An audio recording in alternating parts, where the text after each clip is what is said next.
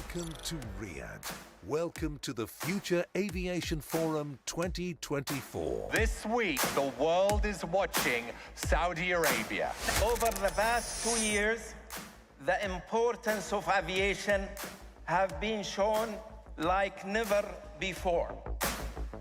The future of aviation is ours to shape to action from this moment on. International transport was established as a universal bridge builder between nations and continents, between cultures and traditions, between individuals and communities.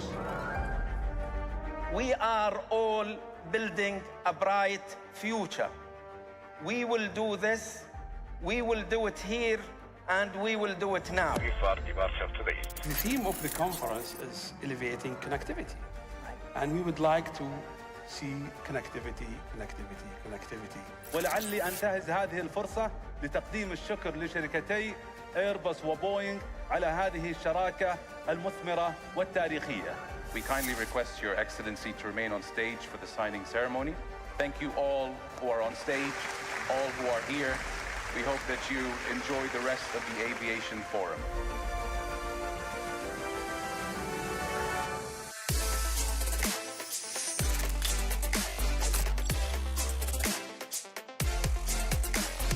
Coming together is a beginning. Staying together is a progress. Working together is success. Aviation sector is important for the economies. Aviation sector is clear a great impact in the social and economic development of the countries. In terms of trust, you need to say what you mean and mean what you say, and all of the actions that you take. This is first and foremost about catch-up, to give the kingdom the connectivity, the citizens of the kingdom the connectivity that they deserve. One key initiative is the creation of the GCC Tourism Unified Visa. We're going to be signing 120 memorandums of understanding and service agreements across these 2 days.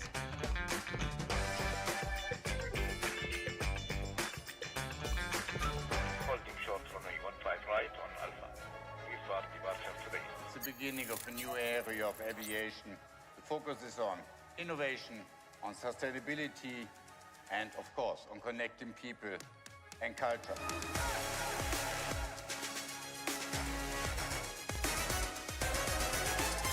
Right now, we already be part of this accord, the Artemis Accord, led by NASA, to make sure that we're returning humanity to the moon and beyond, including Mars. على هامش مؤتمر مستقبل الطيران يقام حفل جائزة المطارات السعودية لعام 2023 بنسختها الرابعة بتنظيم من الهيئة العامة للطيران المدني. I wish you all the best, and I hope, especially those who have come for the first time, that we see them again and they enjoy the diversity and the natural beauty and the culture of Saudi Arabia.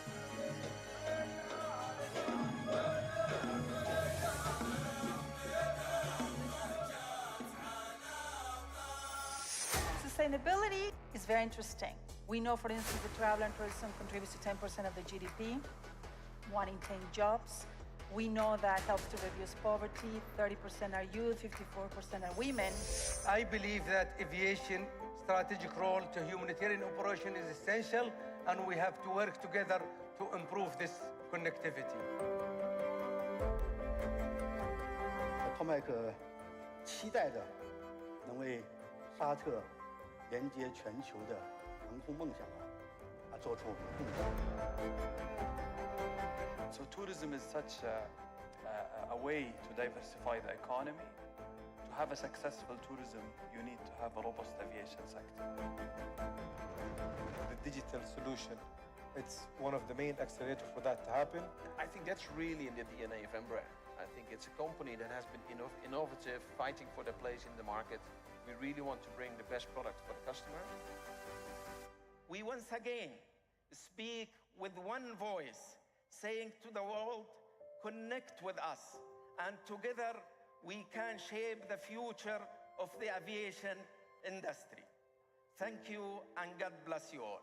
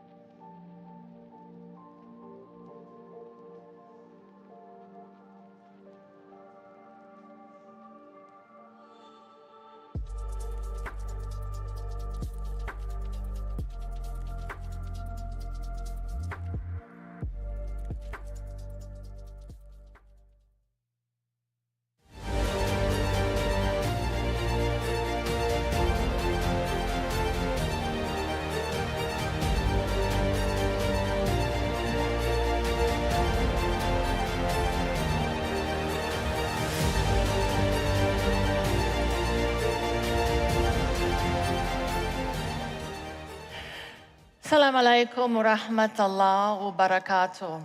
Good evening, ladies and gentlemen.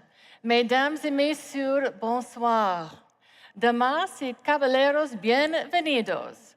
Welcome, everyone, to the ICAO Facilitation 2024 Global Summit. We are honored to have you with us here today. My name is Ramia Faraj, and I'm so pleased to be your MC over the next 2 days. The theme of our summit is Past, Present, Future, 75 years of enabling air travel. I'm sure you'll agree we can consider ourselves very fortunate to be here. Some of us came from very far. At the core is, of course, the global regulatory framework established by the provisions of Annex 9, facilitation to the Convention on International Civil Aviation. As you know, air transport facilitation refers to the clearance of aircraft, people, and goods through the formalities required at international borders. The effective management of air transport facilitation improves the quality, the cost-effectiveness of aviation services, and enhances civil aviation, a key contributor to global sustainable development. Work on air transport facilitation in ICAO has progressed substantially in recent years, demonstrating notable ongoing value. The challenges of the COVID-19 pandemic for aviation, meanwhile, resulting as they did from closure of borders, emphasized the importance of proactive actions by numerous parties to ensure system, process, and technology resilience. All of this comes together here during this summit. Our distinguished guests and speakers will provide their insights regarding policies, strategic steps, best practices, challenges, and lessons learned relating to ICAO's regulatory role in facilitation, facilitating the air traveler journey, accessibility in international civil aviation, management of public health in aviation, and benefits of innovation on the air traveler journey. Our journey through this summit is well chartered. In just a few minutes, we'll set course with opening remarks from our gracious host state, General Authority of Civil Aviation and the President of the Council of ICAO. And it now gives me great pleasure to invite to the lectern for the opening session of the summit, His Excellency Abdulaziz Al-Duaili, President of the General Authority for Civil Aviation of Saudi Arabia. Welcome.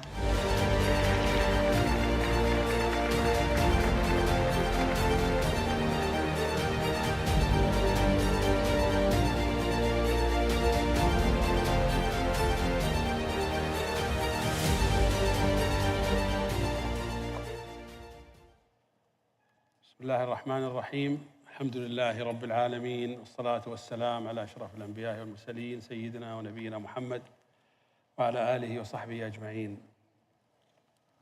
Your Highnesses, Your Excellencies, distinguished guests, honorable heads of members of delegation from participant states, ladies and gentlemen, السلام عليكم ورحمة الله وبركاته وأسعد الله مساءكم بكل خير. A very good evening and a warm welcome. I extend my sincere welcome to all distinguished guests joining us in the Kingdom as we gather here today. It's with great pleasure that we open our doors to you, embracing the opportunity of meaningful exchange and cooperation. May your time in our Kingdom be not only productive, but also filled with memorable experiences and fruitful engagements. Welcome to Saudi Arabia. On behalf of the Kingdom, I also express my profound gratitude to the International Civil Aviation Organization and to His Excellency, Mr. Salvatore Cicchitano, President of the organization's council, for selecting the Kingdom to host the ICAO Facilitation Global Summit. This year, we will celebrate the 75th anniversary of the adoption of Annex 9 to the Chicago Convention, In 1949, the ICAO Council adopted international standards and recommendations related to facilitation, integrating them into Annex 9 to the Convention on International Civil Aviation for the first time. Recognizing this milestone and ICAO's accomplishments, the 23 sessions of Council declared 2024 the years of facilitation, a year dedicated to advancing standards and practices that facilitate international air travel. As you are aware, Annex 9 to the Convention on International Civil Aviation compresses international standards and recommendations concerning border control facilitation. It serves as a reference for all operations at international airports. The application of these standards and international recommendations, along with harmonizing international changes, requires collaborative efforts between state entities and airlines operators. The summit will focus on improving the passenger experience by effectively implementing Annex 9 provisions. We aim to reach a global consensus on best practices, enabling member states and stakeholders to ensure an exceptional passenger experience throughout the passenger journey. Additionally, the summit will provide a platform to discuss procedures aimed at improving the effectiveness of preventing and managing public health risks in aviation, thereby building resilience to potential diseases, outbreaks in the future, God forbid. The selection of the Kingdom of Saudi Arabia to host the ICAO Global Facilitation Summit underscores the Kingdom's leading position in the air transport industry and acknowledges its growing contributions to the international civil aviation community. Today, as we convene to discuss ways to enhance facilitation in the civil aviation industry, I am pleased to share with you the objectives and experiences of the Kingdom of Saudi Arabia in enhancing the passenger experience at its airports. In recent years, the Kingdom has intensified its efforts to develop its aviation infrastructure through increasing investments and implementing projects to enhance air facilitation. These initiatives are in line with the national strategy of the civil aviation sector within the framework of the Kingdom's Vision 2030.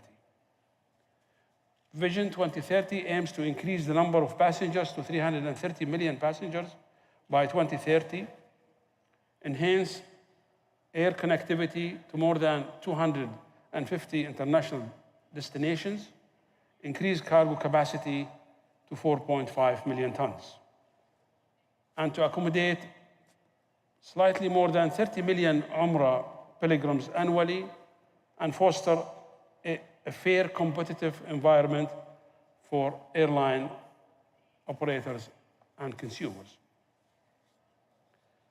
These objectives reflect the Kingdom's commitment to developing and enhancing air infrastructure to meet passenger needs and strengthen its position as a major regional aviation destination. We are dedicated to achieving these goals through collaboration between the public and private sector, as well as the adoption of cutting-edge global technologies and practices in aviation. In line with the Kingdom's commitment to enhance airport facilitation, strengthen cooperation among government agencies and entities operating at airports, and improve air transport facilitation, the General Authority of Civil Aviation has implemented a monitoring and inspection program. This program ensures that international airports comply with the standards and recommendations outlined in Annex 9. In 2023, the program included 48 visits to 18 international airports and workshops for airport authorities to clarify the applied auditing mechanisms. Additionally, GACA established the Air Transport Facilitation Award for the best airport to promote competitiveness among airports and ensure the best travel experience for passengers. The best airports for 2023 is King Khalid International Airport in Riyadh. The Kingdom of Saudi Arabia has implemented crisis management related to air transport facilitation by adhering to ICAO's standards such as the ICAO's Travelers Identification Program, TRIP. This includes issuing the Saudi Passport, MRTD, and the Saudi Electronic Passport, e-Passport, with the highest security standards based on ICAO's requirements in document 9303. Additionally, the Kingdom has joined the Public Key Directory, BKD, to maintain the highest aviation safety standards, prioritizing passenger comfort collaboration.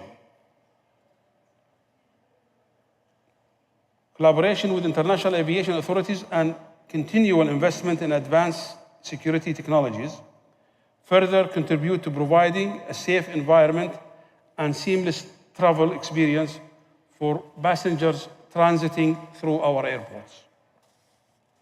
As we gather here today to share the insights and best practices in airport facilitation, I encourage you all to participate and to strengthen cooperation and collaboration to foster innovation and excellence in the civil aviation industry. In concluding, I extend once more a heartfelt welcome to all distinguished guests here in the Kingdom of Saudi Arabia. It's truly an honor to host this esteemed gathering, and we are excited about the memorable dialogues and partnership that will blossom from our discussions. Thank you. Assalamu alaikum wa rahmatullahi wa barakatuh.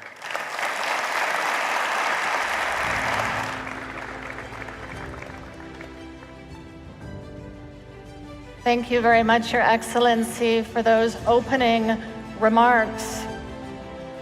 And it now gives me great pleasure to invite to the lectern Mr. Salvatore Sciacchitano, President of the Council of the International Civil Aviation Organization. Welcome.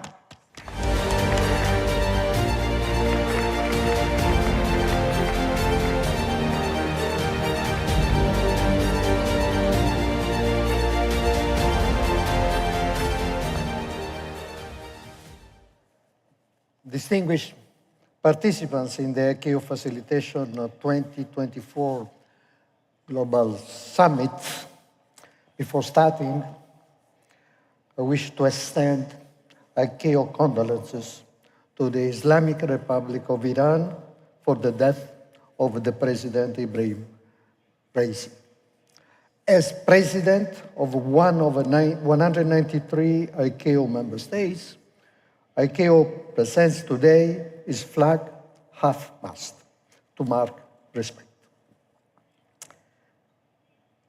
It is a pleasure to address this distinguished gathering as we convene for the ICAO Facilitation 2024 Summit during the year of facilitation. And I wish to thank very much the General Authority of the Kingdom of Saudi Arabia, and in particular its President, His Excellency Abdulaziz Al-Dolej, for hosting this important event. The presence of you all here today underscores the shared commitment to advancing facilitation efforts in air transport, a crucial endeavor that demands our utmost attention. As we all recognize, facilitation encompasses the critical efforts to prevent unnecessary delays for aircraft, and I underline unnecessary delays for aircraft, crew, passengers, and cargo, particularly when navigating the complexities of immigration, quarantine, customs, and clearance process. Seamless coordination among government authorities and close cooperation with airlines and airport operators are essential. Only by working together the common goal of streamlining processes and enhancing the overall travel experience can be achieved. Facilitation's importance to global transport is reflected in the fact that just 5 years after the establishing of the Convention on International Civil Aviation, 8 years ago, the international community established its Annex 9 facilitation. The diversity of decision makers and subject matter experts assembled here today present an invaluable opportunity to initiate or deepen conversations, fostering further collaboration at the national, regional, and international levels. Cooperation is crucial to continuously enhance facilitation, leading to a more efficient air transport system that can meet the ever-growing demands of our sector, as just underlined by the President of GACAC a few moments ago. As we reflect on the theme past, present, future, 7 years of enabling air travel, we are reminded of the challenges we have faced, particularly the COVID-19 pandemic, which exposed the critical importance of a resilient and flexible border process. ICAO's steadfast efforts to enhance system resilience with facilitation at the forefront have been instrumental in fortifying our global aviation ecosystem. Indeed, ICAO is encouraging the aviation community to see the Chicago Convention's 80th anniversary as a valuable opportunity for us to comprehensively envision the future of each nation's aviation sector and for the global transport network as an indivisible whole. This is a moment to thoroughly reflect on our rich history, while simultaneously planning in a strategic and far-sighted manner. Annex 9 stands as a testament to the dedicated and the diligent work of ICAO and its member states, providing a comprehensive framework for harmonized global aviation efficiency, ensuring the smooth movement of persons, cargo, and aircraft across international borders. As we look to the future, compliance with Annex 9 provisions must remain a key pillar. Strong implementation efforts by states are paramount, and the ICAO will continue to provide targeted training, capacity building, and implementation support to ensure this objective is met. You can imagine with the forecast of traffic, 4.6 billion passengers today, and more than 11.5 billion passengers in 2050, how is important to enhance the efforts regarding all the sectors, but in particular facilitation. Annex 9 is one of the most diverse, I would say also complex, annexes to the Convention, encompassing a wide range of facilitation matters beyond border management and security. It addresses critical issues such as accessibility of aviation to persons with disabilities, management of public health-related matters, and assistance to aircraft accident victims and their families. And on the latter topic, I encourage you to participate tomorrow morning at the dedicated segment. Dedicated panel discussions throughout this event will examine these priorities areas identified by the facilitation community. In sessions 2 and 5, we will delve into current efforts and the future plans for more seamless passenger travel. Significant improvements are being brought forward by innovations such as the ICAO digital travel credentials, as I had the opportunity to mention at the opening of the Future Aviation Forum, which is supported by core infrastructure like the ICAO the ICAO digital travel credentials, which is supported by core infrastructures like ICAO Public Key Directory and implemented through intelligent processes with appropriate data sharing. This reflects the fact that we must embrace solutions as automated passenger processing, common use formats, digital solutions, and smart infrastructures to deliver more and deliver better. I'm confident that the discussions in these panels will be instructive, motivating, and inspire further work on these critical facilitation matters globally. Facilitating smooth and efficient traveler movements throughout the entire journey is crucial to support aviation's development and ultimately to the social and economic development of our world. Streamlining traffic flows will not only improve the passenger experience, but is also a key consideration for both states and the private sector's business operating in aviation.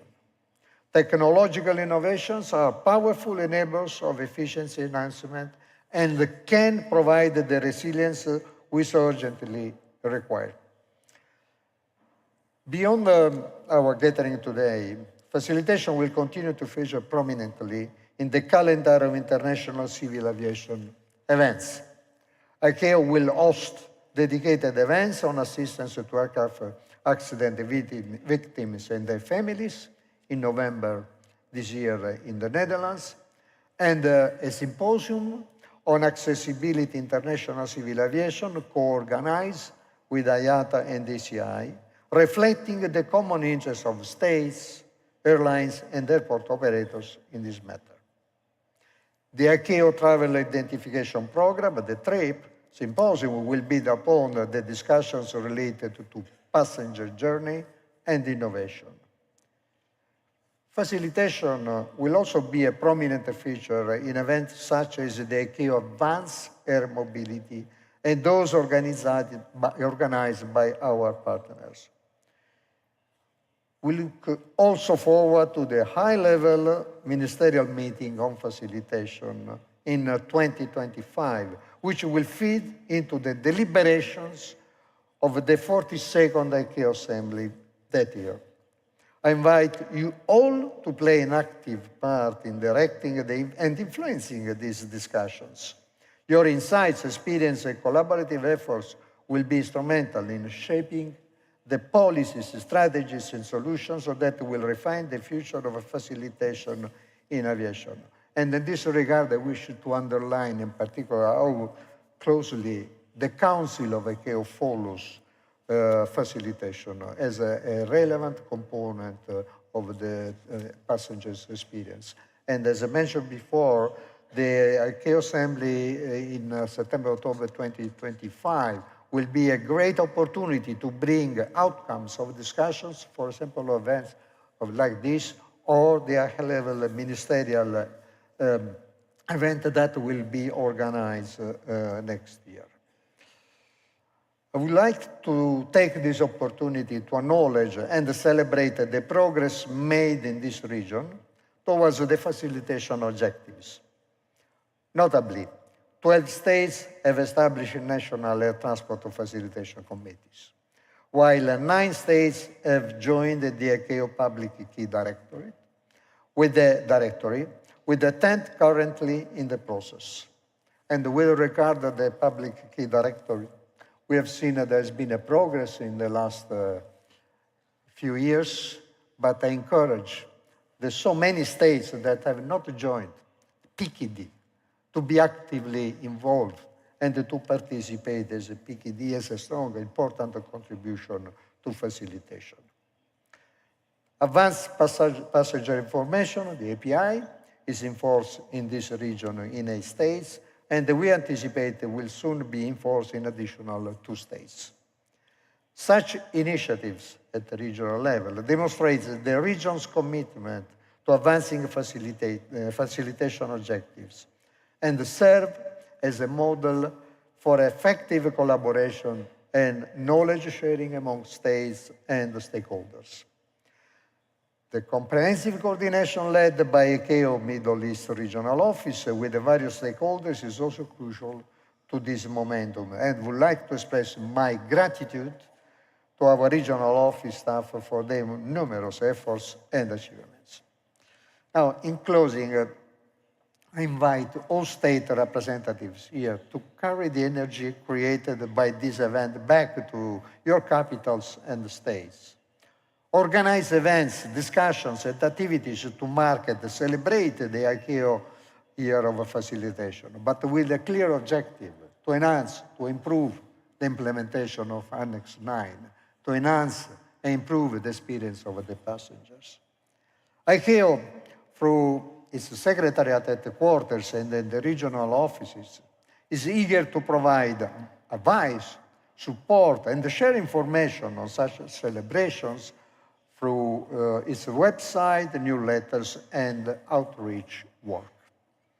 Let us work together to ensure that this summit is productive and constructive, laying the groundwork for a future where facilitation in air transport is a cornerstone of global progress. Thank you very much for your attention.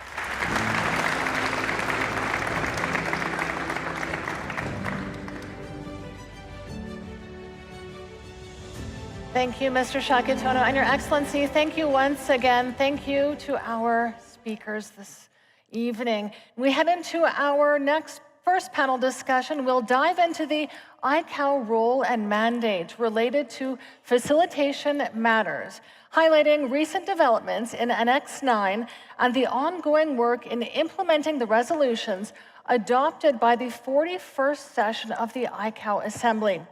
If anyone has a question for our panelists or for our moderator, there will be an email address on the screen. Feel free to email your questions in, and they will endeavor to answer them. Our moderator for this session is Mr. Mohammed Khalifa Rahman, Director of the Air Transport Bureau at ICAO. In this capacity, Mr. Rahman leads various teams responsible for, among other things, developing standards and recommended practices related to Annex 9 facilitation. Welcome, Mr. Rahman. We look forward to a riveting panel discussion. Welcome.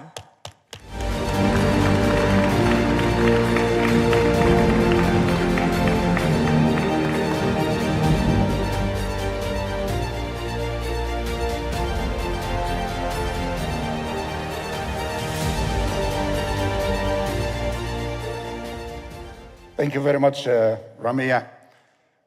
بسم الله الرحمن الرحيم وبه نستعين والصلاة والسلام على سيدنا محمد وعلى آله وصحبه وسلم. أصحاب المعالي والسعادة، السيدات والسادة, Excellencies, ladies and gentlemen, good evening in this beautiful city of Riyadh, the very vibrant and global city right now. And it's now aviation is pointing to Riyadh as the city of aviation for this week.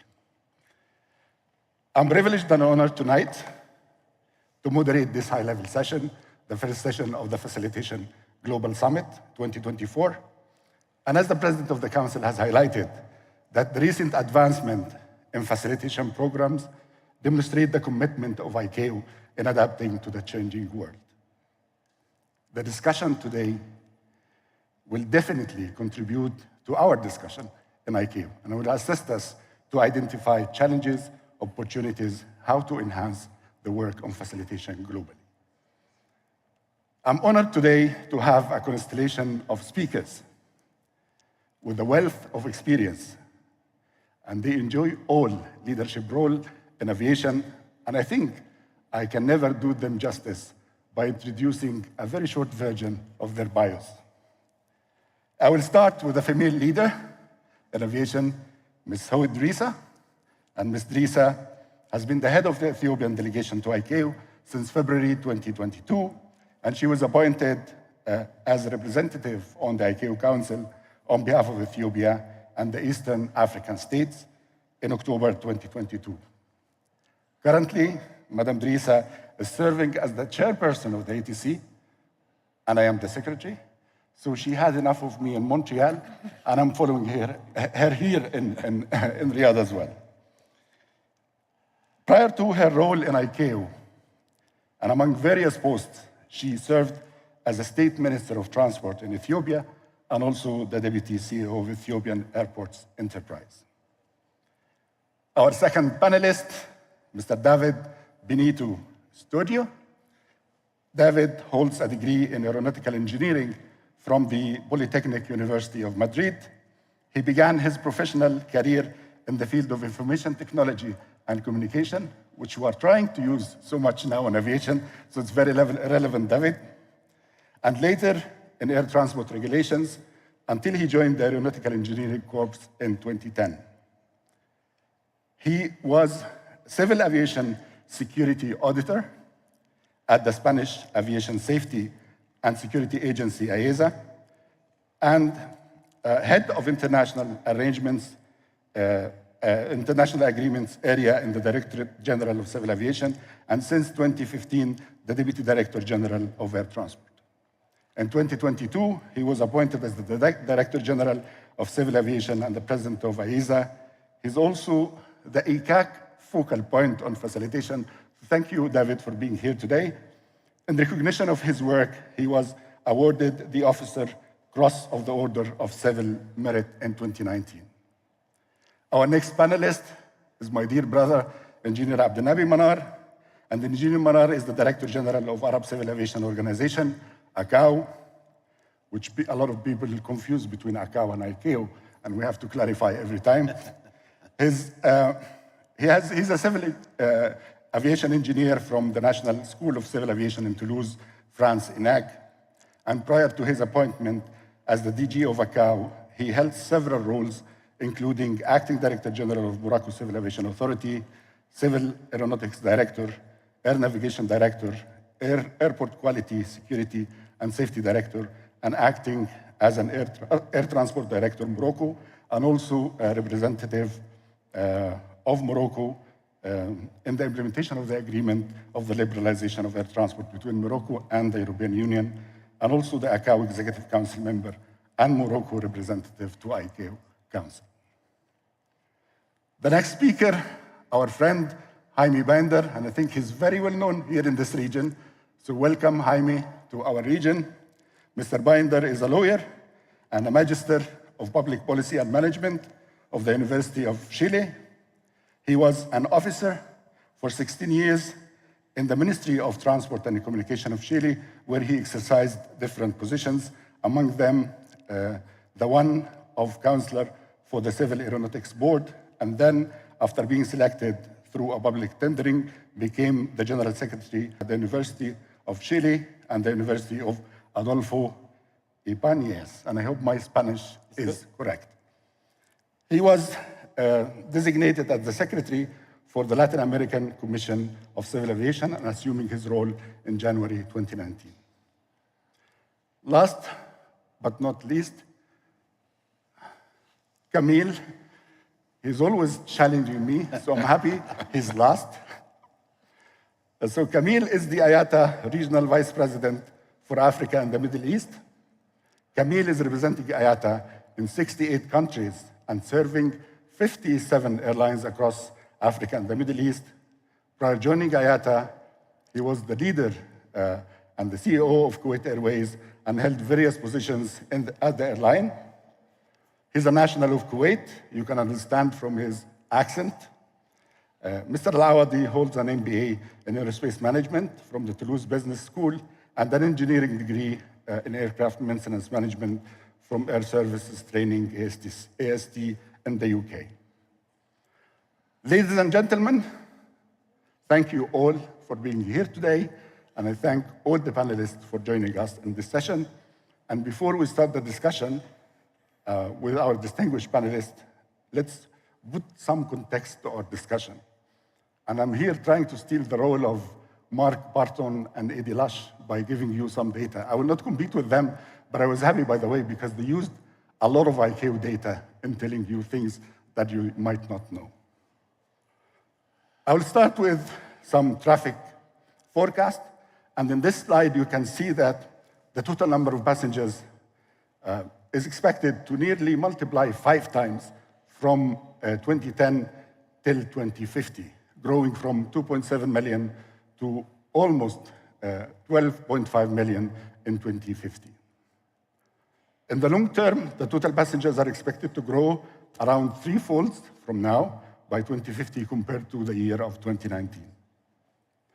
This clearly shows that focus and investment in facilitation should keep pace with this very significant substantial growth going forward. This slide is really complementary. It shows that this growth is happening worldwide. It's not only in one region. Of course, some states, they have a higher pace than others, but this growth is happening globally, and we have to be aware of that. The traffic growth is not only for passengers, but also for cargo. So the long-term forecast of ICAO projects a robust growth in passenger traffic by 6.7 compounded annual growth rate over the years from 2021 till 2050. And the latest cargo forecast indicates that the long-term growth with projections to grow at a 3.7 compounded annual growth for the same period, 2021 to 2050. Having seen this substantial growth, I'm sure you will agree with me that we need to rethink how can we achieve this growth while maintaining a close focus on passenger movement, seamless travel experience, and customer-oriented processes. We should not also forget to maintain the right balance between facilitating passengers' movement and, of course, the aviation security issues. Now, let me turn to our distinguished panelists, and I want the chairperson of the ATC to kick us off, and I would like to address the first question to her. So, Mr. Drisa, I want you to maybe, how do you feel about the idea that the perspectives of all other stakeholders, including states, industry, passengers, are sufficiently taken into account when doing our standardization process in ICAO and in the deliberation within the Air Transport Committee, which is the committee that is composed of all council members. And we have many of the council members here attending with us today. Over to you, Madam Drisa. Thank you. Thank you, Mohammed, for the introduction, as well for offering the first to speak on this channel. Mr. President, Mr. Secretary General, President of GACAC, distinguished council representative, Excellencies, ladies and gentlemen, good evening. It's a great pleasure to be here. I would like to first extend my gratitude to GCAA for hosting the future of aviation, as well for this opportunity discussing a very pertinent issue of facilitation. When I come to your question, it's really very important to understand that, as Mr. President earlier explained, facilitation addresses a variety of issues, and so it's very important to incorporate all stakeholders in the regulation making and as well in the implementation. After all, it's implemented by many, and of course it's a benefit to all, and it's very legitimate to have a very diverse stakeholder contribution in the regulation making. As we know, this border clearance engages everyone: airports, operators, government agencies. Variety of government agencies are there. Passengers' expectation is very high, and cargo shippers' expectation also very high. So with all this expectation, a multi-high security and effective law enforcement is also very important. It's not only to facilitate, but as well to meet expectations of law enforcement is very important, and it's also very important to meet expectations from customs, quarantine-related issues, health-related matters, and everything. So having all this in one platform is very important. That's why ICAO's rulemaking is very important. And as you know, this is highlighted and emphasized during the COVID pandemic. The recovery and the resilient approach was coordinated very well by ICAO, by having all these stakeholders. this role is emanated from ICAO being a UN specialized agency. It's composed of 193 member states. Everybody has a stake in that, in policies, formulating policies, making standards, regulations, and guidelines. All this is a well-informed and cooperative way of doing things, helped to establish ICAO Annex 9 regulation. This was done, as explained earlier, 75 years ago. Since then, it's evolved in many ways, and it articulates a convention, particularly requiring standard-related customs for customs and immigration procedures and unnecessary delays, and works towards a clearance of aircrafts, passengers, and their luggage and cargoes and mails and everything, you know. So when I try to emphasize on ICAO's role, it's important to know the governing structure of ICAO.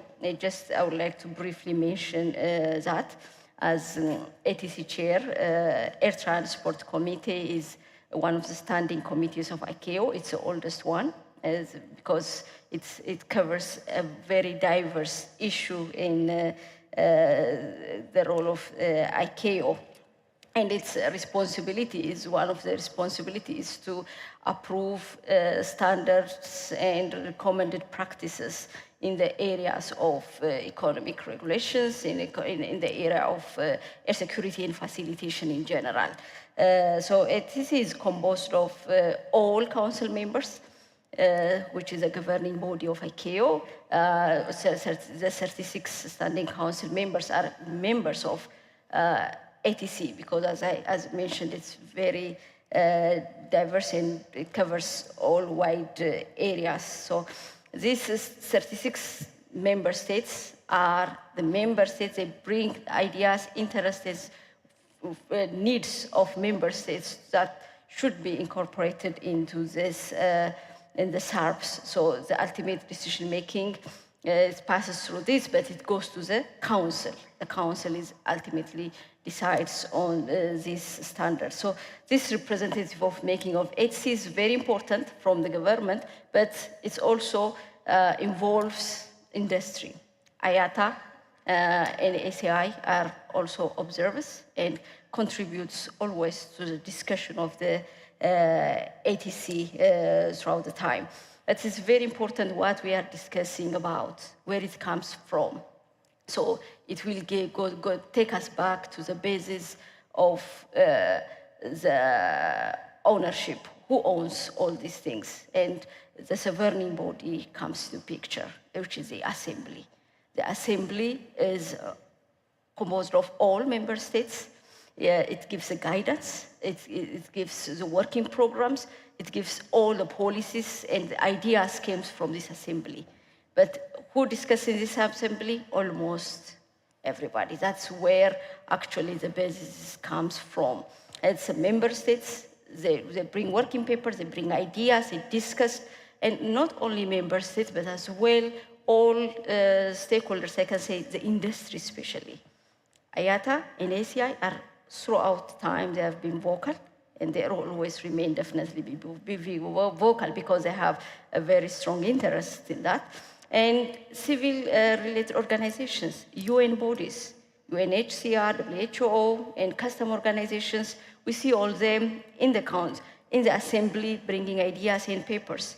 When we say, I can mention some of them in the from civil-related organizations, Air Crash Victims Families Federation Internationals. They've been playing a really significant role in the discussion of facilitation important ideas. International Transport Federation, international partners in aviation development, innovation, sustainability. These are really important, bringing very important and relevant ideas and inputs to the way how, and the decisions of the assembly. And it's also important not to, it's important also to mention that a number of platforms informs these ideas, from regional platforms and those, a number of platforms that mentioned by Mr. President earlier.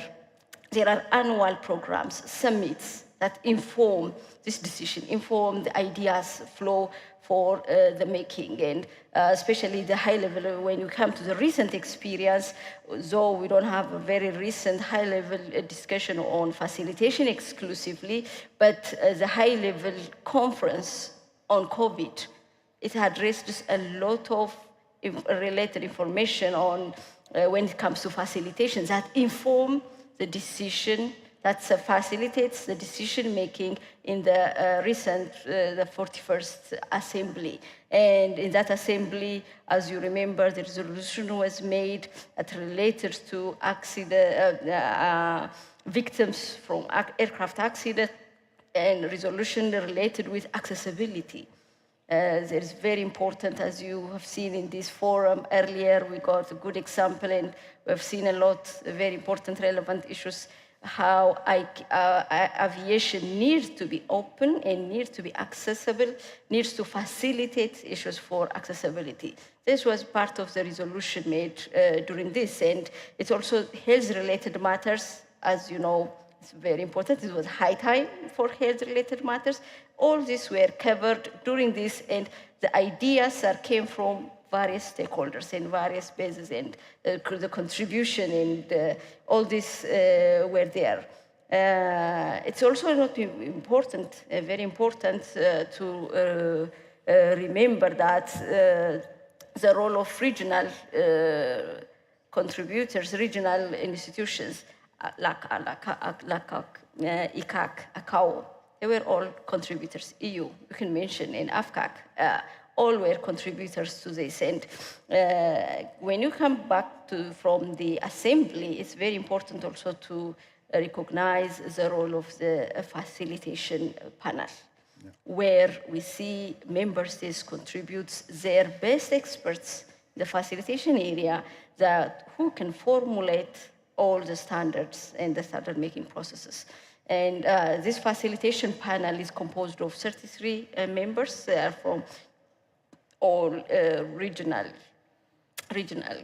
composed of all regions. And these experts, they are very close to the industry. They know what challenges, they know what expectations are from all various, so they bring ideas. It's not only their personal expertise, but also the need from the industries. So this panel has also a working group that goes into the details of each case. And in the working groups, we see states, we see the industry, we see the civil organizations as well. So all this in combination informs the final decision-making in the standards and the policy-making at the Assembly as well. Without this, it's really, it's not possible to do that.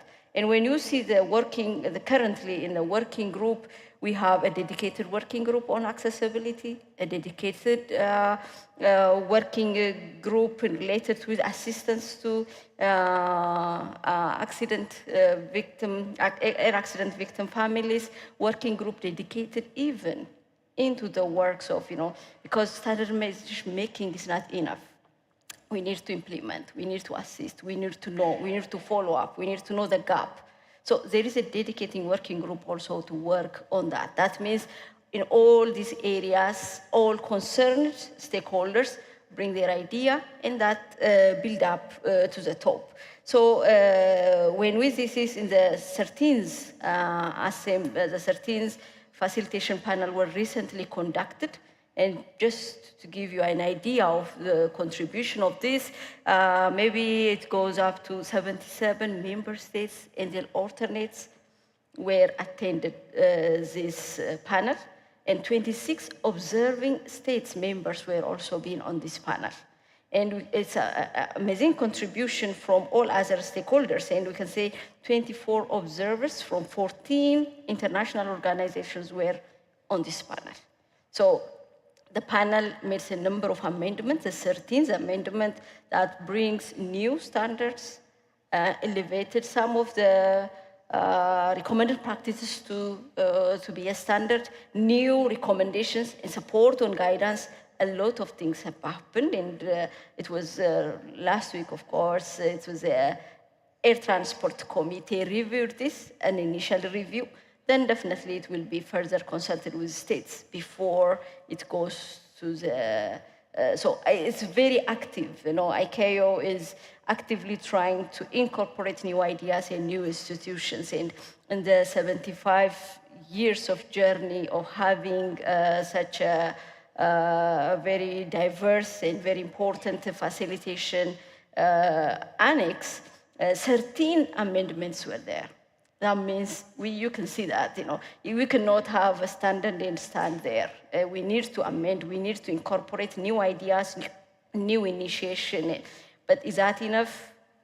It's not, because it's very diverse, very challenging, and a lot of interests are coming from different perspectives based on different issues. So to make it in a global form, we need all those ideas to come forward. Yes. So the panels are there, ATC is open, assembly is there for everybody to contribute ideas, but still we need to utilize all those platforms, all those discussions in annual seminars and programs to bring more ideas, otherwise very difficult to make it perfect. But ICAO's role has been visible, and the standard making is trying to incorporate all others. So we'll encourage all teams to come. Thank you very much, Ms. Idrissa, for giving us this detailed overview on the standardization process of ICAO.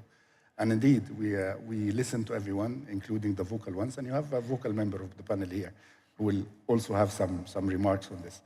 But moving to Senor Di Benito, and I know that you are quite familiar with Annex 9. Also, you have a lot of experience on working with the national facilitation committees. So from your own perspective, what are the main highlights that you want to present here to the audience when it comes to facilitation? So we want to hear from your perspective, especially on the regional level in ICAC, what are the main issues? Okay, thank you so much.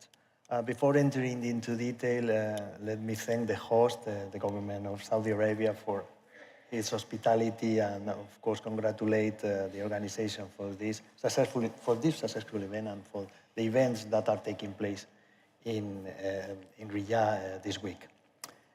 Okay, of course Annex 9, well, I'm not an expert on Annex 9, in fact. I was working in the past with security, but of course, being the focal point of facilitation in ICAC region has given me the opportunity to enter into more detail in this annex.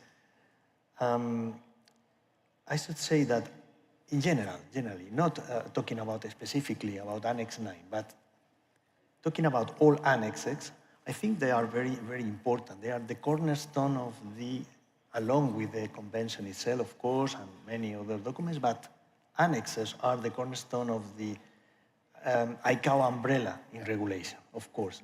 Why are they so important? In my opinion, is because annexes are included what we call the SARPs, I mean the standard and recommended practices. And from my point of view, international aviation wouldn't be possible, absolutely not possible, without standardization. Standardization is the key element that allows for international aviation. If we cannot imagine a pilot going to another country if they do not expect what is the airport, how is the communication that I have to with the controllers. So standardization is key in all of this, and annexes are the cornerstone for that standardization. Speaking particularly about Annex 9, well, all of you know that the past few years have been incredibly challenging for the air transport sector. Of course, I'm not going to invent the wheel. Because of the COVID-19 pandemic, where the air transport suffered the most severe disruption in decades. So this experience highlighted the importance, particularly of ICAO Annex 9. I have said in all of the panel this morning, I said, okay, maybe for the first time in history, facilitation standards, the Annex 9 provisions, were at the forefront of aviation. Yeah. Because, safety is always there. Safety is our primary, security as well. Facilitation for the first time were to the forefront. And indeed, before the crisis, Annex 9 already contained a broad range of standards and practices that became of key relevance in managing that particular situation. For example, information of clearance of goods through customs, immigration, and of course, the prevention of the spread of diseases, of course. After the crisis, rather than diminishing the importance of Annex 9, in my opinion, has only seen it increase. Thus, the lessons learned have been reflected in recent amendments of the Annex, allowing facilitation to continue playing an important role and in keeping aviation sector moving forward when it finds itself in future challenges at times. I find very interesting as well the national facilitation committees, the role that national facilitation committees played in that situation. And let me briefly share the experience of my country, Spain, during the pandemic to illustrate how important FAL committees can be. In our case, in Spain, the Spanish FAL committee was regulated first time in 2003. But I have to admit that it was not very active, frankly speaking, not very active at all. But I don't know why, at the end of 2019, we decided to restructure the committee and to relaunch. You were anticipating the pandemic. Yeah, we anticipated that, but we didn't know what was to happen. Yeah. I don't know exactly why at the end of 2019 we decided that. We did it. We started having meetings and so on. And of course, at that time we could not have imagined what awaited us turning the corner, let's say.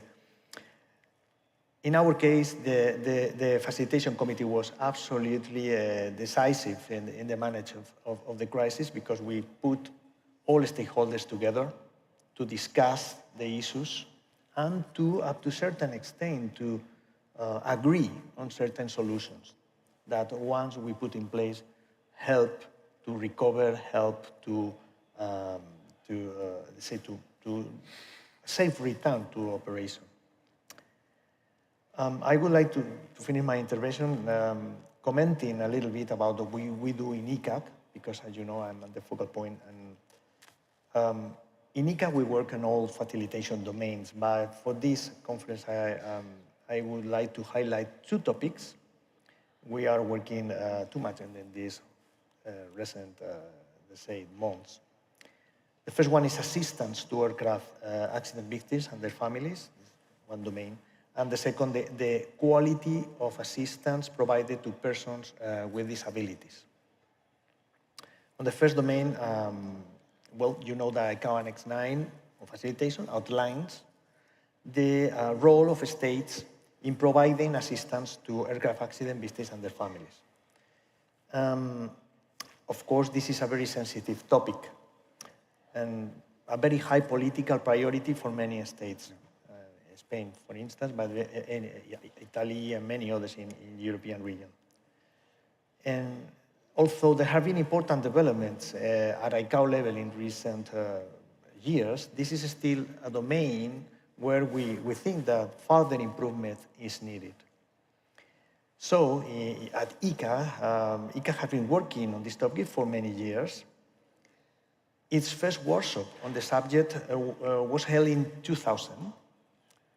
And recently we launched two new initiatives in this domain. First, in February 2023 in Italy, ICAO held a joint workshop with the ICAO Paris office. Nicolas, I have seen him, sorry. I need the glasses to see him, but hi Nicolas.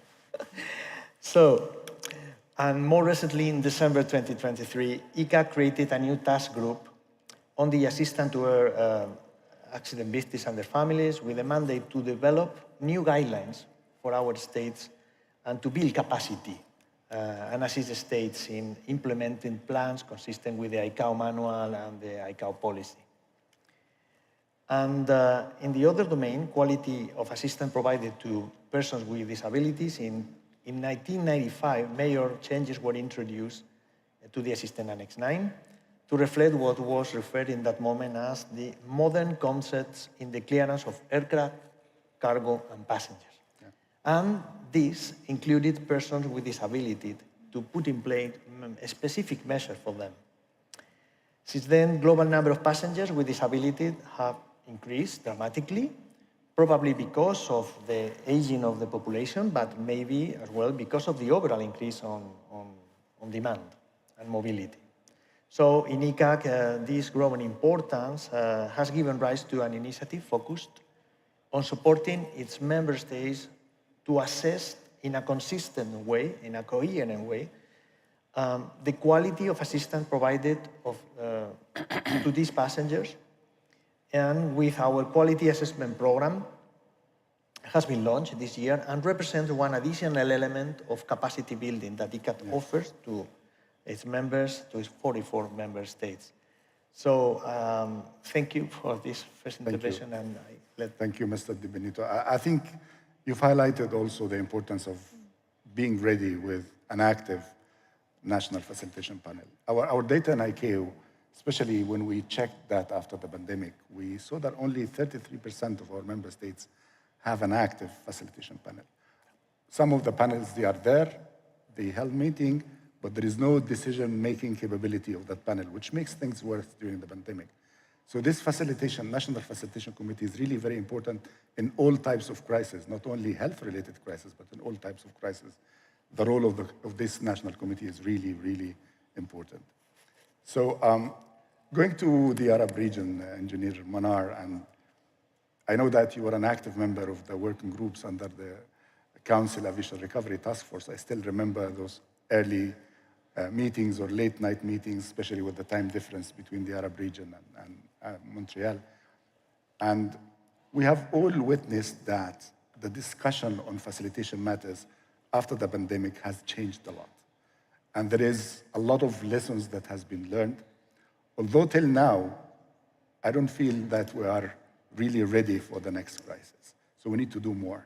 So can you explain to us in the region, in the Arab region, how the discussion on facilitation changed after those difficult 3 years that we have passed during the pandemic? And what's your aspiration as a regional organization in trying to take this forward and try to build on the lessons learned from the pandemic? طيب أخي محمد، أنت افتتحت الجلسة بإحصائيات وتوقعات لغاية سنة 2050 وما بعد.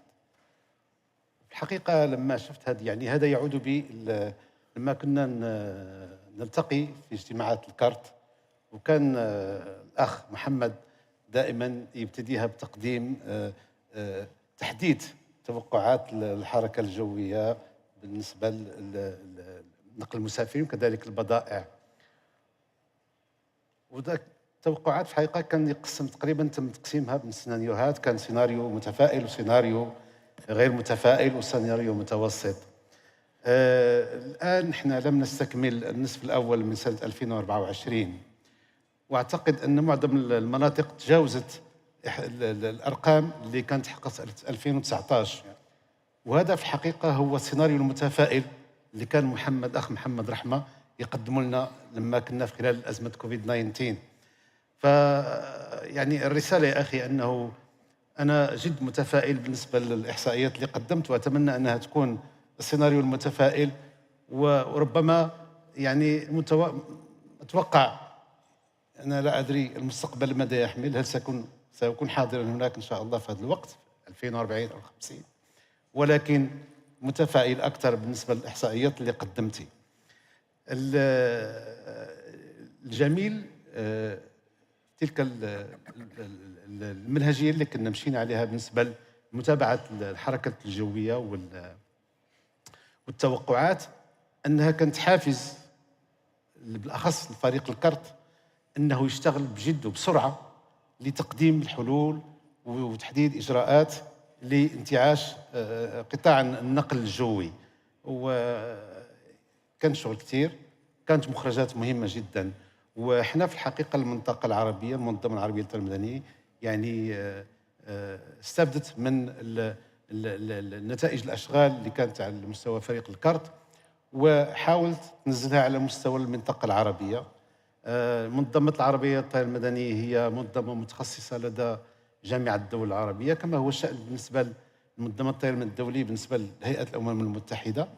فكنا اشتغلنا على دليل استرشادي اللي تم اعتماده من قبل مجلس وزراء النقل العرب، وكذلك تم تثنية عليه من قبل مجلس وزراء الاقتصاد المجلس الاقتصادي لجامعة الدول العربية، وكذلك قدمنا مبادئ مهمة لتوحيد الاعتراف باللقاحات بالنسبة احنا والاتحاد العربي للنقل الجوي، وكذلك المنظمة العربية للسياحة، وتم عرضها على مجالس الوزارية لدى الجامعة، مجلس وزراء النقل العرب، المجلس الاقتصادي والاجتماعي، ومجلس وزراء السياحة. بالإضافة لما آخر جمعية عمومية كنا للمنظمة سنة 2022، يعني 3 أشهر و4 أشهر قبل الجمعية العامة ال41، كنا أعلنا قدمنا إعلان لالتزام لسلطات الطيران المدني في الدول العربية بتعزيز الإجراءات فيما يخص مواجهة الأزمات. طيب، هذا بالإضافة لمجموعة أنشطة قامت بها المنظمة بالتعاون مع المنظمات الإقليمية والمنظمات الدولية، وكانت يعني مشاركة كبيرة. يعني كلنا يعني تفاعلنا مع التغيرات اللي عشناها في الكوفيد، في فترة الكوفيد 19، واستعملت تكنولوجيا التواصل والاتصال، وكنا كنشتغلوا كنا عن بعد كما هو الشيء بالنسبة لفريق الكرت، وكانت مشاركة هامة وكان تفاعل مهم. ربما حتى الإحصائيات كانت من أعلى الإحصائيات المشاركة في الأنشطة المنظمة. وكنا نظمنا مع الICAO لقاء إقليمي في إطار برنامج للICAO خاص بالنقل الجوي، وكانت مخرجات مهمة لتطوير قطاع الشحن الجوي بنفس الأسلوب، الطريقة اللي كانت تعاملوا بها مع نقل المسافرين. فكنتمنى أنه يعني مستقبلا أنه هذا الحماس اللي كان جمعنا خلال الفترة أنه يستمر. وأنت الأخ سألتني يعني كيف هل هناك يعني مستجدات على المستوى العربي. أنا أؤكد لك أن مواضيع الرقمية أو الرقمنة اللي من أهم المحاور اللي خرجنا بها من الأزمة، أنها موضوع مستمر يطرح في كل اجتماع، كل لقاءات جامعة الدول العربية وكذلك الدول العربية. واليوم يعني ربما هذا اللقاء الثاني في دولة عربية، استضافة من المملكة العربية السعودية بحضور معالي الوزراء ورؤساء الطيران المدني بالدول العربية الأعضاء، وكأنني في الحقيقة في اجتماع الفريق الكارت، يعني برئاسة معالي رئيس المجلس الإيكاو وأمين العام الأخ رحمة، دائما دور إدارة الاجتماعات الكارت. فهذا كذلك أحسن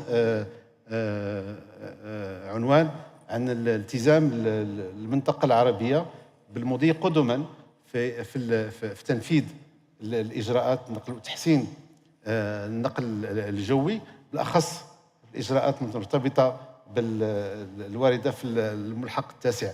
عندي ملاحظة أخ محمد، رسالة ثانية. أنا قلت أن الرسالة الأولى أن التجربة أثبتت أولا أننا يعني ليس بعيدين عن الأسلوب الصحيح في التعامل مع الأزمات. توقعاتنا كانت جيدة ومتفائلة والحمد لله تحققت. الرسالة الثانية أن قطاع النقل الجوي بالرغم من الأزمات هو قطاع عبر عن نضجه وتجاوب يعني بمواجهة هذه الأزمات.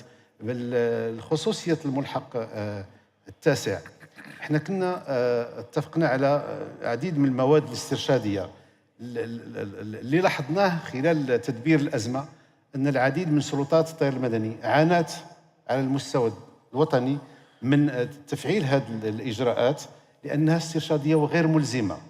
وكنا طلبنا وما زلنا نطالب بالارتقاء بهذه المواد الاسترشادية إلى مستوى معايير دولية. لماذا؟ لأنها المعايير تلزم الدولة وليس فقط سلطة الطيران المدني. وهذا أول عمل ربما تقوم به اللجنة الوطنية للتسهيلات، وهذا كيمهد التعامل أسرع خلال الأزمات. فكنتمنى أن هذه الرسالة كذلك توصل وتكون من مخرجات هذا الملتقى، وإن شاء الله يعني متفائلين بالنسبة لمستقبل الطيران. الدول العربية كما كتعلموا ربما نسبة النمو من أعلى نسب النمو في العالم. توقعات الجهات اللي هي مختصة كنستحضر إحصائيات وتوقعات بوينغ وإيرباص اللي تقريبا متقاربة. المنطقة العربية تقريبا الأسطول سيتجاوز الضعف، ربما ضعفين وربما يوصل ل3 أضعاف، وهذا كيترجم نمو حركة النقل الجوي في المنطقة، وكيتطلب إجراءات هامة بالنسبة لتسهيل مرونة حركة المسافرين ومرورهم من المطارات. المنطقة العربية ليست لها إشكالية بالنسبة لتوسعة البنى التحتية، ولكن أعتقد أن ربما إدخال التكنولوجيا سيسهل، بالرغم أنه في المنطقة العربية ليست إشكالية بالنسبة للطاقة الاستيعابية، ولكن عندنا مشاكل مع بعض المناطق بالأخص المنطقة الأوروبية اللي هي أهم منطقة بالنسبة للسوق العربي. أكثر من 100 مليون مسافر الآن تجاوزناه، وعندهم إشكالية الطاقة الاستيعابية في المطارات. فربما إدخال الرقمنة يسهل ويعطي إمكانية للحصول على أكثر من السلوتس اللي هي متاحة الآن، وأنه عدد السلوتس يكبر، وأنه التطور يستمر بالنسبة للرفع من حركة النقل الجوي. هذا هو أخي محمد. Thank you very much, Engineer. Indeed, digitalization and use of innovation and technology are really essential to achieve this substantial growth that we're looking for. You spoke about, some mandatory measures at the states, and we know the President of the Council has been saying that when you deal with facilitation, you deal with different entities inside each state and also on the regional and the global level as well. So this discussion is not always easy, right? So maybe I want to hear from Mr. Binder about his views. How can we make this discussion more productive? And then how can we, first of all, initiate this discussion at the national level and maybe try to make it happen at the regional, maybe later on at the global level? I understand that the Latin America region has been, even during the COVID, has achieved a lot of very positive milestones, especially this agreement on the liberalization of cargo, which was for us like a guiding light when it comes to movement of goods and supporting the supply chain globally. This was like a very remarkable achievement during the crisis. So there must be some difficult discussions that are happening between different entities, but how can we make this a more positive and a more productive discussion for the sake of facilitating this growth in the future? Thank you very much, Mohammed, and thank you for saying that it was really a good achievement. We have nowadays a new MOU regarding the liberalization of air cargo, and this is an important achievement in our region. But let me start for saying thank you, GACA, for having us, for the kind invitation for this beautiful country, and for the warm hospitality that we have received during these days. Facilitation, of course, is a really complex issue because there are several actors or stakeholders, and there are several subjects as well. Technical subjects, really specific subjects. And it's not easy to manage because of that. There are two keywords that all of the speakers mentioned. I assume that Manar mentioned as well. I don't have translation, but I am pretty sure you mentioned cooperation and of course, balance. We need cooperation and balance. And thinking on that, I can give a textbook answer about cooperation and balance, or an answer based on my own experience. First of all, the textbook answer, I need to do that. Literally, the manual of ICAO, the facilitation manual, emphasized that both aviation security and facilitation are crucial for efficient functioning of civil aviation. Yeah. All agree on that. Security should not compromise facilitation, and facilitation should not compromise security. The balance is absolutely necessary. And then the manual states that there must be interagency cooperation, as you mentioned before. Coordination between different actors and stakeholders. In a nutshell, all parties must work together. This is what the manual says, but I will add that we usually conclude our meetings, our speech, saying the same. We need coordination, and we need balance. This is the conclusion for all the meetings that I'll assist. From experience, I will say something out of the box or out of the textbook, out of the manual. But I first would like to say that, Mohammed, you pointed out that we have a regional group.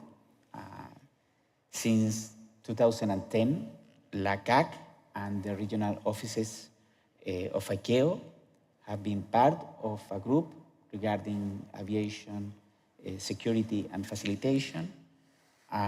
This group has shared a secretariat. It was not an easy process at the beginning, but today is totally efficient because we shared the secretariat between ICAO regional offices and LACAC. There was some meeting last week in Lima, Peru, which was very successful. We explained that you mentioned, we explained the liberalization of air cargo and other issues. One topic addressed was one-stop security. Yes. This is a really important issue to achieve in all the regions, but especially in Latin American and the Caribbean countries. But what is one-stop security? Is a security issue or is a facilitation issue? What it is?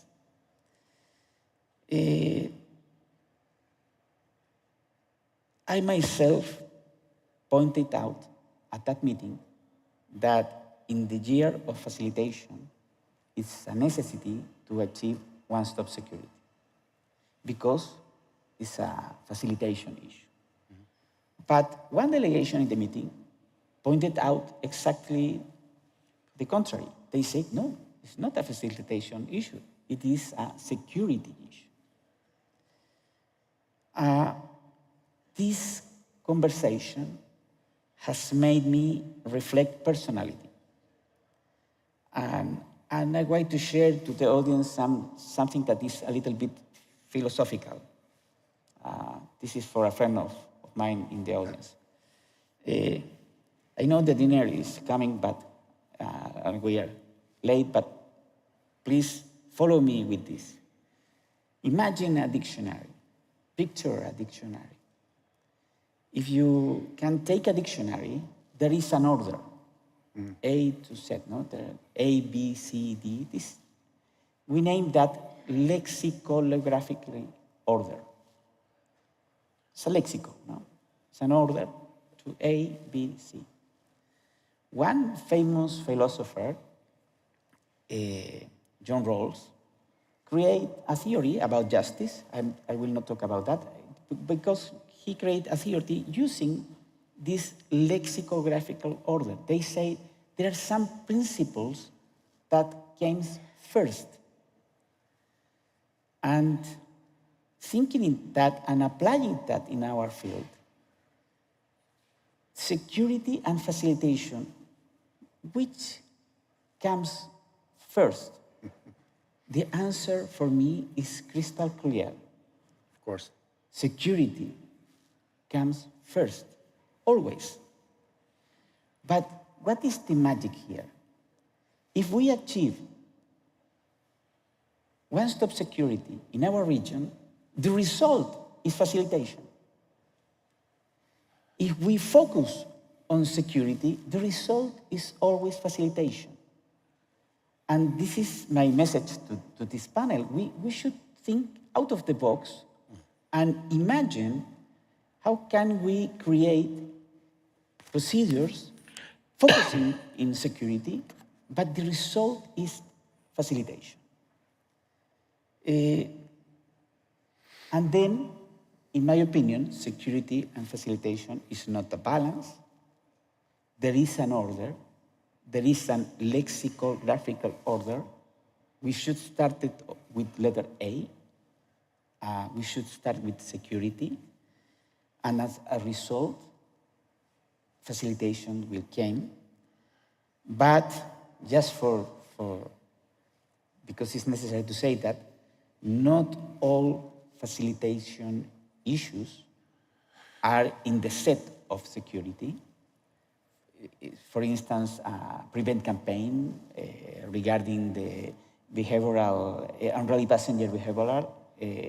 This is not exactly a security measure because it's something that will prevent, something that the security is not compromised at this. In that case, facilitation can come first. I will share that because that happened within our meeting and can show all of us how can we discuss this in this year of facilitation. Thank you very much, Jaime. I like this analogy of lexical order and the link between security and facilitation. Of course, in ICAO, we are very supportive of the one-stop security concept. But we want to make sure that this one is not compromising security by any means. And at the end, it will lead to facilitation for sure. And this is the end result of it. I really encourage all audience to look at your experience, especially when it comes to a regional agreement on things that might seem difficult at the beginning, but when you do it right, and then it yields a lot of results to the whole region. Now moving to Camille, and Camille will give us the industry perspective because facilitation is the main contribution to the efficiency of your airlines when it comes to scheduling, comes to cost effectiveness, comes to seamless travel, passenger experience. They are all based on facilitation principles. So in your views, what do you need to see in the future to make this growth a more customer-friendly growth? Because we have a lot of challenges right now, and probably in the future, these challenges will intensify. We need to hear the views of the airlines. Thank you, Mohammed. So I'm freezing sitting here. Okay, so 50 minutes, 55 minutes, Mohammed, okay? And I listened to this, and it started off, and there's a logical growth on how Annex 9 came out. I liked the president's speech about, let's focus on Annex 9. It's absolutely true. You're actually introducing me just now, and you actually, for the first time, mentioned the word customer, the passenger or the airline or whatever. In fact, for the 55 minutes, the focus was on the annex itself and the structure of the airport and so on and so forth, and we forgot in our conversation in the last 55 minutes the actual passenger, okay? And to me, that is actually the issue that I have faced, or the industry has faced over the years. You look at the penalties and the restrictions, the oversight, the quantity of regulations on the airline itself. And when you look at the airport and facilitation and so on, that's far more weaker. there are many incidences where failures occur in the airport and it goes unregistered, it's fine, okay, the airport's back up and running, and the airlines struggle for weeks to recover from that failure. What you notice today is, I first of all, I'm very appreciate ICAO for Annex 9. I appreciate the effort that it goes there. I appreciate lately the involvement of the airline industry in Annex 9, or the thought process. But let's go back to just to demonstrate, not that far ago, the recovery out of Corona. Okay, and I will give you absolute facts here. The speed of reopening and returning back to normal in Saudi, UAE, Qatar, Bahrain, Kuwait, Oman, straight away, no issues whatsoever. Of course, this was run collaboratively between ministers all involved, airports, airlines, ground handlers, and so on and so forth, the regulators and everybody else. It switched on as if nothing happened. And then when you go to the rest of the world, the queues, miles along, and God knows what. Not from the airline end, but actually from the airport's end, okay? Where was the lessons learned there? Annex 9 tried to tackle some of this. But without the application of oversight, and even down to penalties over airports, okay, this is never going to improve. If you look at regulations like EU 261, where they hold the airline accountable, regardless of the cause of why this flight was delayed and per passenger per head, the airports can mess up as much as they want. That's fine. There is no regulatory punishment and so on and so forth. But to answer your question, sorry, I diverted. To answer your question, I think the industry is moving in the right direction, whether it's ICAO, the civil aviation regulators, the airlines, airports, whatever, everybody's moving in the right direction. The idea is to actually have an efficient flow of passengers from the minute they step into that building until the aircraft departs. That is actually the 100% goal that everybody strives to achieve. Whether we're there yet, I don't think so. There are countries that are striving towards getting all the stakeholders together to achieve that, but at this particular moment, I don't think we're there quite yet. I don't want to take up too much time, so hand it back to you, Mohammed. Yeah. Thank you, Kamal. Just now, a very quick round of other questions. Chair of ATC, you have heard the industry's views, is that they want more aggressive focus on the customer. And I think the discussion in the ATC and the Council right now is happening, is we need to see more of a customer-oriented standards that can add to the passenger experience. And I think this is a new work stream that the ATC will be taking, and their Transport Bureau and the Secretary General is here, will be taking this on board, and we need to look how we handle this big file, which will lead to an end result that everyone in this room is trying to achieve and enjoy as passengers at the end of. Can I interrupt you, Mohammed, just once? Yes, please. Remember when Corona just started fading out and aviation was trying to get back to normal? The one spike that everybody in aviation noticed is unruly passengers, correct? It spiked to record numbers. Yeah, true. What was the primary cause? It wasn't alcohol or anything like that. It was the nightmare that the passenger had faced because of the inefficiencies of the airport. By the time he got to the aircraft and the cabin crew said, hello, he'd punch her or there would be a fight and so on and so forth, correct? Okay, so you can see, if that's not an indication that airports need to rethink how they operate, I don't know what is. Yeah. Indeed, our data shows that this unruly passenger issues during COVID has spiked a lot, and we understand where the frustrations come from for sure. But I want to go back to the chair of the ATC. How can our standardization leads to more efficiency, more customer experience-oriented standards that can add to the passenger experience? That's really relevant. As you mentioned, we discussed and prioritized actually customer experience is really important. so as to keep aviation competitive mode of transport to others. After all, we need to satisfy our customers. We need to address their issues. We need to understand what they require, and we need to respond to that. That comes through the regulation and as well actual implementation. As mentioned, we need facilitation committees really to be active, really to be important. And so in our standard, one of the recommendations is to require states to have a written facilitation committee, how they manage and deal with this. So there is a need to improve in every aspect, that seeing the gap, and then we have to come back to the standard. But digitalization could be a solution. Imagine, as you mentioned, the data, as it tells, a lot is coming, aviation is expanding, various demands are coming, the disability issues is becoming a very pertinent matter. As mentioned earlier, it's due to so many reasons, because of age, because of course, the need for mobility and the right for mobility. It's a part of the SDG. It's a right for every citizen, every human being to have access to move, to move. So aviation needs to respond to all this. So the standard making is very important so that it can use or maybe benefit out of innovative way of doing things. Technology can help. Yes, one-stop security may help, but to facilitate that, to make that, to bring the trust, to respond to the laws and requirements of the states, then ICAO is being innovative, is bringing new ideas and programs. This takes us back to the as explained by Mr. President earlier, in the issue of travel identification program.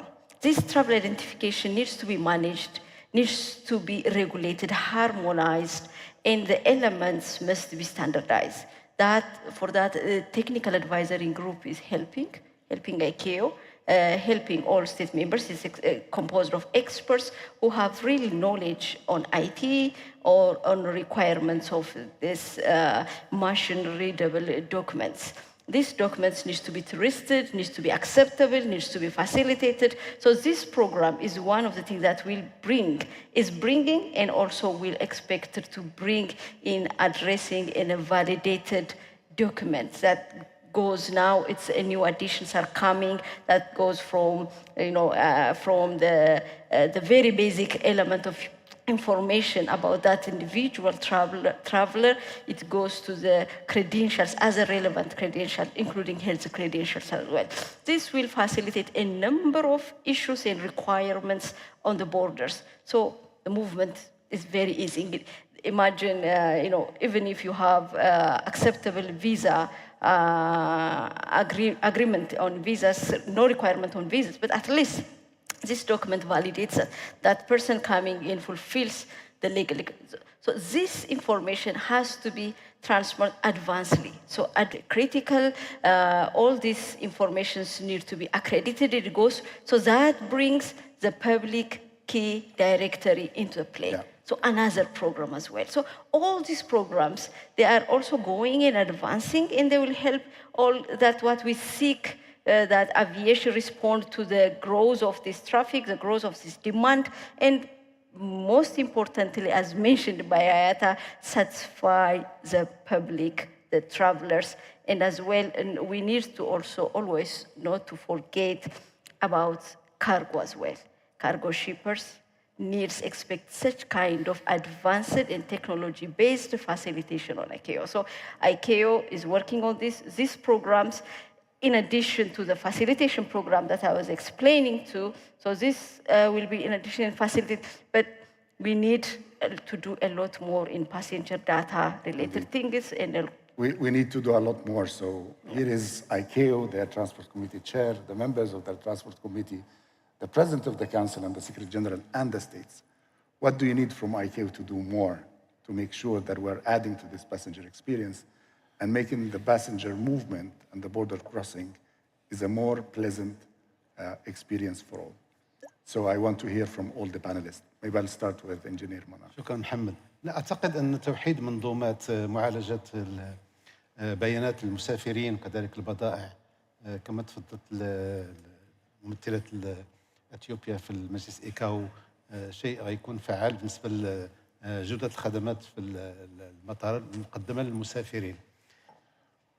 صراحة شخصيا موضوع الجودة كنا نعلم عندما نصل إلى 100% لجودة الخدمات فهذا يعني أنه لازم أن نستمر في تحسين الخدمات ولن نصل إلى 100%، ولكن عندما نصل إلى مستويات أكثر من 80-90% فهذا كذلك مؤشر جيد. فقط بالنسبة للمطلوب من منظمة الطيران المدني الدولي أخي محمد، يعني عندنا تجارب ناجحة على مستوى المنظمة فيما يخص منظومة السلامة ومنظومة الأمن الطيران. أنا كنتذكر في التسعينات لما كان المجلس كي يناقش موضوع تنفيذ برنامج التدقيق في السلامة، يعني لم تكن رؤية واضحة، ولكن أنا أعتقد بعد مرور عشرات السنين يعني لا أحد يجادل في التحسن اللي وصلنا له في مستوى السلامة وحتى في مستوى أمن الطيران، والمؤشرات يعني موجودة. فأنا رأيي أنه نعزز هذه المنظومة ديال التدقيق أو برنامج التدقيق وندمجوا فيه كذلك موضوع معايير التسهيلات. فهذا ربما لأن المقاربة اللي هي كنمشيو عليها في إطار التدقيق هي جيدة. لما كيكون التدقيق بطبيعة الحال كيكون هناك القصور، وجه القصور اللي هي الموجودة، وهذيك القصور كيترتب عليها خطة إجراءات وطنية اللي كيتم التوافق عليها مع الأمانة العامة لمنظمة الطيران المدني الدولي، وكيمشي التنفيذ. فهذا التنفيذ الآن الخاصية للطيران المدني أنه لا يخص فقط سلطات الطيران المدني، ولكن كل السلطات، بالأخص السلطات الأمنية اللي هي معنية Thank you. Being mindful of the time, Engineer Manar, I want to hand over quickly to Jaime for last thought. What do you need us and ICAO to work on to make this happen and make a more pleasant passenger experience? Okay, in a nutshell, but let me say something regarding that I totally agree what people will be in the focus of all of us, passengers, consumers, whatever we name it, the people will be in the center of our discussions, and cargo as well. Yes. But I mean, passengers first. Yes, of course. Yeah. And then I will say as a final message, and to be consistent that security is letter A in our dictionary, I will call all the expert or ABSEC expert to study Annex 9 and try to find solution that itself have solutions for facilitation as well. This is really important in this year because in our regional group, most of our experts are ABSEC experts. Yes.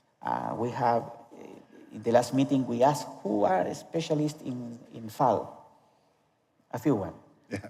And then it's necessary to work with this expert of ABSEC and put Annex 9 in their brain and then create solution with this approach that the result is a facilitation objective. Yeah.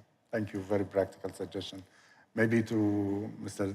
Benito, final thoughts on how can we make this happen? This growth happens with a more customer-oriented approach. Okay. Well, I think it is very interesting what my colleague has said. I mean, it's something because my former, I was involved in ABSEC. So when you are in ABSEC, you think about security. I mean, you want to protect.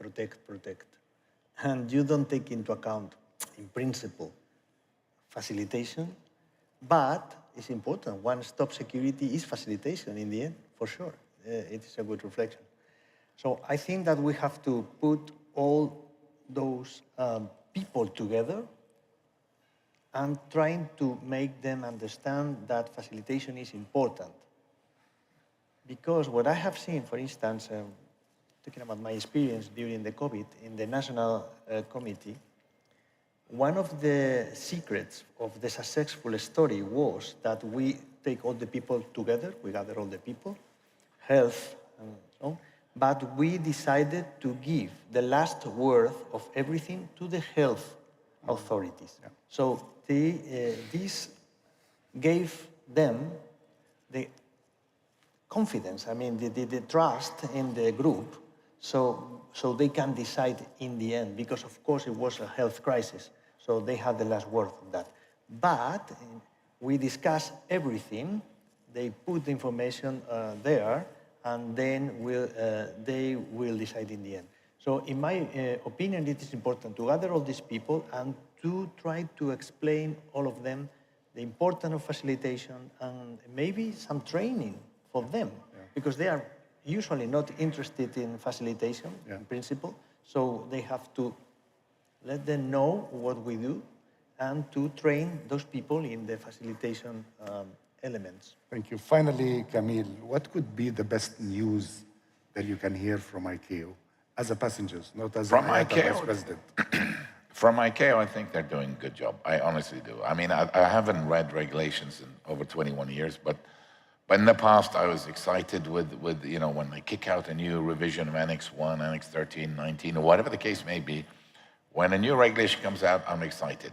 My disappointment maybe with ICAO is, and it's not the fault of theirs, not the fault of ICAO, is the relaxed attitude towards civil aviation authorities and how well they apply these regulations. Yeah. And this then causes, you know, very badly regulated airports and so on. And so the airline is facing this tough, tight regulatory oversight, not just in the country where it's registered, but in every state they operate too. Okay, everybody else is relaxed. And so we're holding double standards here. I mean, the accidents that happen in the ramp today are huge. Aircraft, smashing aircraft and so on and so forth. The standard of securities vary from excellent to completely non-existent, the handling of cargo. And these areas that should be regulated, specifically airports, and held accountable. You look at the airports that are owned and operated by civil aviation authorities, compare them to private airports, and they're two separate standards completely. I have to admit that I'm proud that I'm a GCC person because the GCC demonstrates whether they have a lot of money or not. All the airports make money, they operate efficiently, they have the right standards, and the airports are held accountable for their performance. Unlike some of the airports around the world, which seem to be off the radar when it comes to ICAO. Yeah.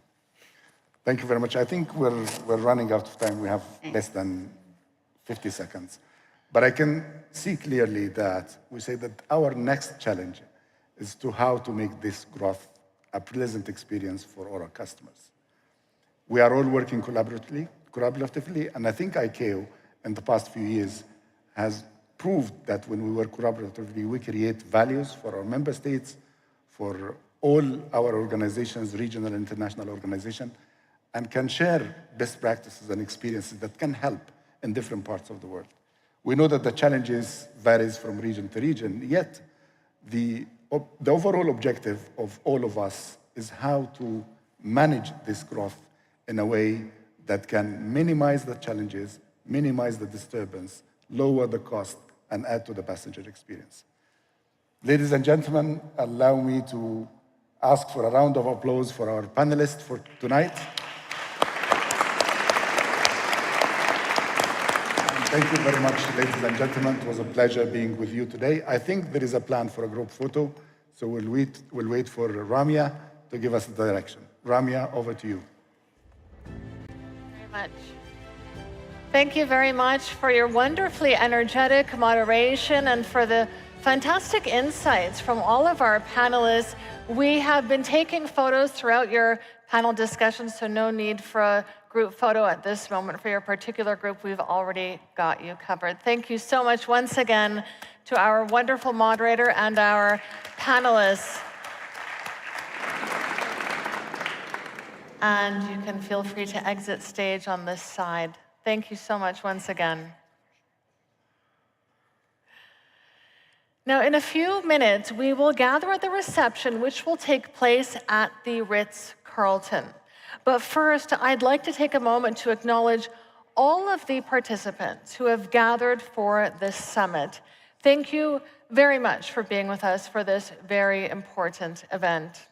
And before you depart, a gentle reminder that tomorrow morning from 8 to 9, there will be an interactive workshop on assistance to aircraft accident emergency planning, and we encourage your participation. It is in Gate 3. It's an event you will want to attend and benefit from. During this event, we'll hear an overview of current ICAO initiatives and material, and an X9 implementation experience of ICAO requirements will be discussed from the perspective of implementing states, oversight authorities, and aircraft and airport operators. And we hope to see you back here bright and early tomorrow morning at 9:30 a.m. for our opening panel on facilitating the air traveler's journey.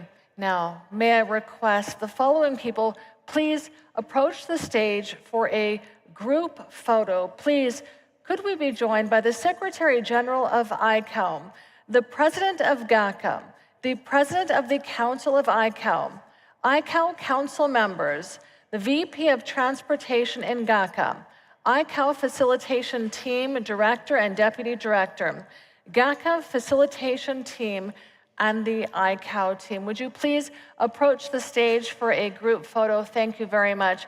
And to everyone else, have a wonderful evening, and we will see you tomorrow.